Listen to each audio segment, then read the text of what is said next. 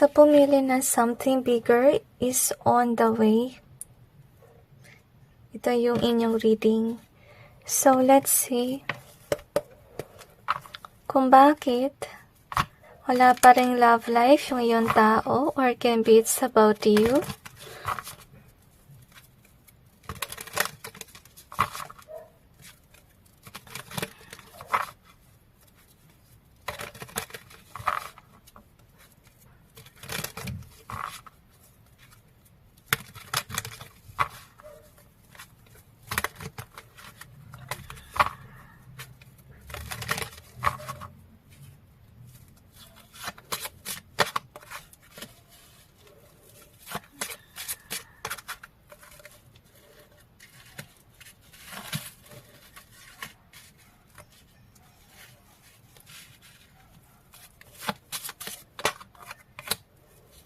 Nasa sense ko para sadness, yung pakiramdam.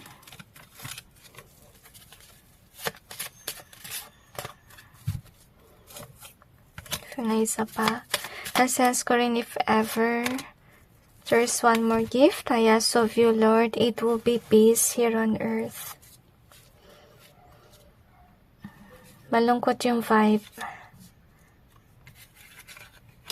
Baka may pinagdaraanan kung sino man yung natanong mo sa akin, or can be it's about you. Hugs to every one of you. Ngayon, i-clarify natin yung cards to gain more information.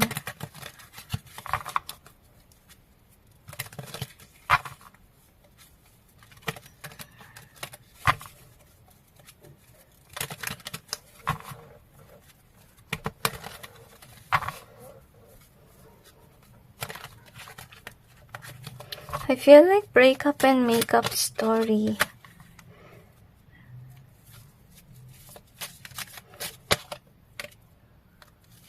Okay. I feel na kung sino man ito, hindi pa siya actually handa magkaroon ng relationship. Kasi, to be honest with you, hindi ko na-feel yung magandang vibe with regards to this person.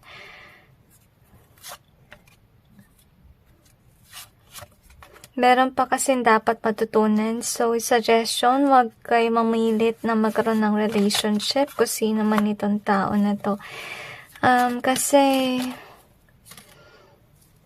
malungkot yung vibe eh.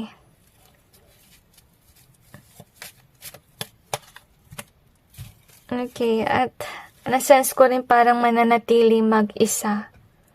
Okay, parang feeling ko, kung magkarelasyon man, parang walang tumatagal. Yun ang nafe-feel kong vibe na rin.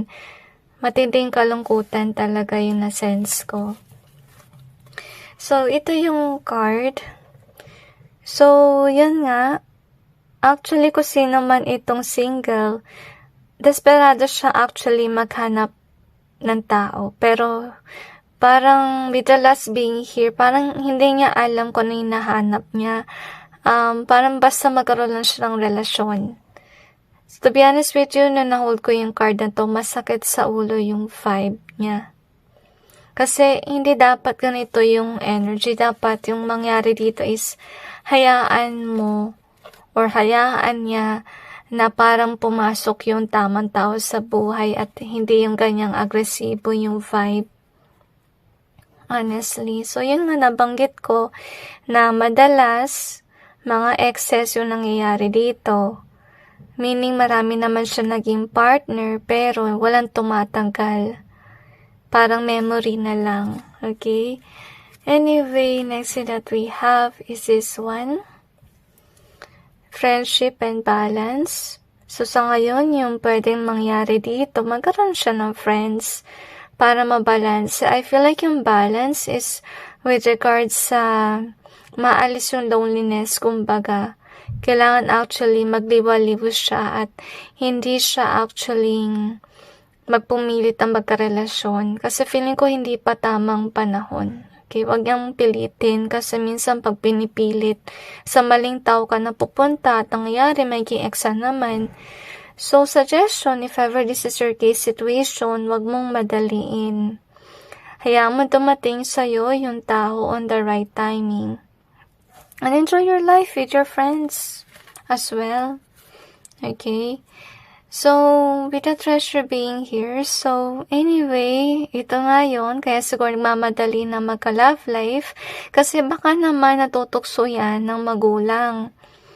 Kasi, syempre, or maybe, baka may nagsasabi na sino mag-inherit ng treasure mo kung wala ka pang anak as of now. Kaya, yun nga, hindi natin masisisi if you or this person ay nagmamadaling magkarelasyon. Pero sana wag niyong madaliin. Kasi baka mamali na naman ng tao. You need to learn from your past mistakes. Okay? So, yun nga. Kung madaliin sa love life, madalas na pupunta sa maling tao. So, before looking for a relationship, you need to have an idea kung ano talagang tao yung gusto mo. Kasi maraming pagpipilian or kung sino may tanong mo sa akin, dapat may direction. Hindi pwede yung maghahanap ka ng tao tapos hindi mo alam ang hinahanap mo kung anong gusto mo na tao. I feel na dapat practical. Yun ang dapat na rin. Kasi, yun nga, parang habol lang is love life pero parang walang direction, okay? So, kung alam na kung sino yung or anong klaseng tao yung gusto maging partner, saka palang may lalapit na maayos. Kaya, wag i-push forward kapag magulo pa yung isipan. Take some time to think things. As you can see here, before finding a partner. Okay? So, anyway, parang nakakalungkot ito eh. Kasi kanina may nasense ako strongly na sadness, honestly. So, baka dahil sa tindi na sadness, napupunta siya sa indulgence. Or overindulgence. Nakakalungkot kasi nasense ko na may depression na. Kaya siguro agresibo na on finding a partner, honestly speaking. So, we also have the brave. Parang may malungkot din na vibe dito. Actually, if ever this is your case situation, wag kayong actually mag-force ang tao na maging loyal sa'yo. Kasi kung mahal ka niyan, guys, mag-i-stay yan sa'yo. Ayun yung masasabi ko. Kasi siguro, di rin kita masisisi or can be yung tao mo rin. Di ko masisisi kasi may mga napagdaanan na siya mga excess noong past at baka yung mga excess na yan, umaalis.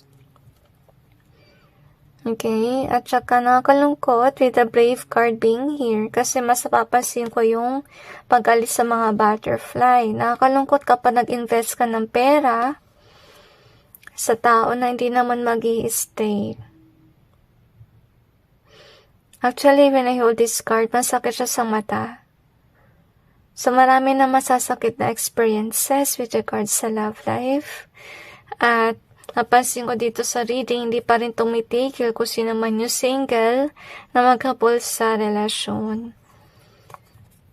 Okay, so mag-ingat kasi konektado tong si blind at saka eto.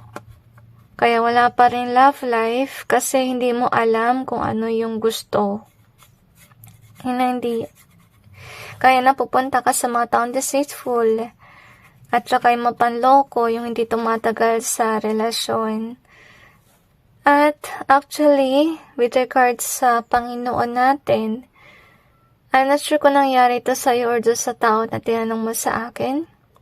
Na nagkakasakit siya or may time na stagnant siya sa kanyang buhay. Yung rason kasi parang inaalis ang Panginoon yung kanyang pagiging agresibo sa paghahanap ng partner. Kasi feeling ko dito sa energy na to, parang hindi pa tamang panahon. Parang kailangan mong maging kalmado. Yun yung solusyon. Maging kalmado, isipin maigi kung ano yung gusto mong maging partner. Kasi hindi ka makakapag-manifest sa maayos kapag di mo alam ang gusto mo. Okay? Baka mapunta sa'yo, mga masasamang tao, mapunta sa'yo kung ano-ano. Ganun din sa tao na tinanong mo kung sino, okay? Kasi some of you could be asking about a person. Some of you are asking about yourself, alright? So, something bigger is on the way. Pero based sa iyong reading, ito marahil yung nangyayari na you're looking for a partner or can be a person is looking for a partner. Nakalungkot dito kapag yung vibe mo na ay ito, something bigger is on the way. Nagkaroon ka nga ng jowa, pero parang feeling mo kulang, naghanap ka uli ng iba, parang paulit-ulit yung cycle, hindi rin kasi maganda yan. Okay? Parang nagpa-pile up yung karma niyan. Kung sakali man na hindi ka na kontento sa tao na yun, tapos naghanap ka na naman ng iba, paano yung taong iniwan mo? Masasaktan yun at maiiyak, syempre. E di, nakarma ka rin dahil may iniwan mo siyang walang dahilan, okay? Or pwede yung tao mo. So, kaya, habang maaga, isipin mo maigi kung ano bang klaseng tao yung hinahanap mo. O yun dapat yung perspective ng tao na tinanong mo sa akin. Okay? So, anyway, let's see what else do we have here. I'm sensing wag padalos-dalos.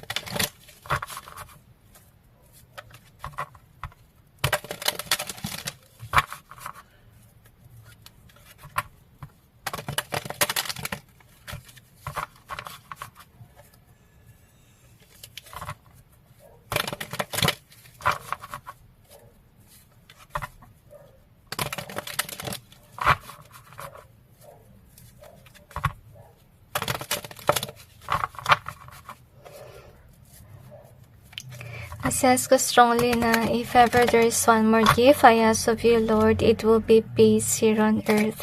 Siguro ito yung nangyayari na kung sino man yung single, parang umiiyak yung puso nito na kailangan niya magkaroon ng space for healing. Kasi so far based sa reading, may napagdaanan na with regards sa mga past love life, alright? Take some time to heal and as well as learn from the past mistakes, okay? Yun nga, nagmamanifest ng love life. Pero malungkot, di niya alam kung anong klaseng tao yung gustong i-manifest. Basta magka-love life lang, di dapat ganun, okay? Anyway, we have this one. So, yun nga, passionate with regards to finding a lover. Yung masaklap dito, hindi pa nga handa. Kaya walang dumarating na tamang tao kasi kailangan ng kung sino man yung naghahanap ng jowa, ayusin niya muna yung issue niya with regards sa money. Okay? Kaya hindi pa tamang panahon kasi baka mangyari niyan, magkaroon ng issue with regards sa money, lalo na pag dumating na si lover. Or can be, ito yung mangyari kay lover, madrain yung money. So, might as well, saka palang darating si love life kapag stable na with regards sa money. Okay, pag hindi alanganin yung pera. Kasi saka makapag-manifest ang tamang tao na hindi i-heartbroke ka or yung tao mo. So anyway, that's it with regards to your reading. I just hope this may give you some insight and awareness, and God bless you.